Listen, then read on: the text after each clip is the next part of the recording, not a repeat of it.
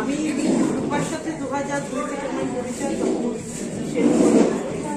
তখন যে দোকানটা ছিল ওখানে আমি তারপর থেকে এতদিন একই সঙ্গে চলা, মাঝে মাঝে অন্য দোকানে দেখেছি ওকে। তারপর যখন ও দেখলাম এখানেই গৃহস্থায়ী, এখন আর অন্য হিসেবে যাই না, এখানেই আমি আসি। ওর টানে, ওর ভালোবাসায় আমার সঙ্গে। আর আমি 3 প্রজন্ম ধরে সেরপর আমি কাস্টমার। আমার মা, আমি, আমার মেয়ে। এখন নাতনি 1 বছর বয়স।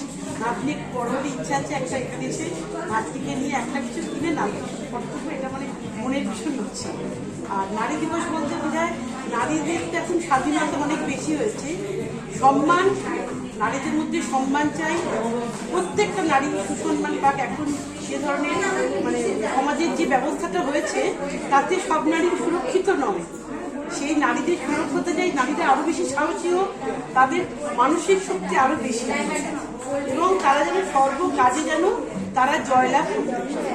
এই হচ্ছে আমার নারী দিবসে, আন্তর্জাতিক নারী দিবসে সকল নারীদের এবং আমার মা, আমার মেয়ে এবং আমার যত প্রিয়জন আছে সকলকে আমি আন্তরিক শুভেচ্ছা জানাচ্ছি।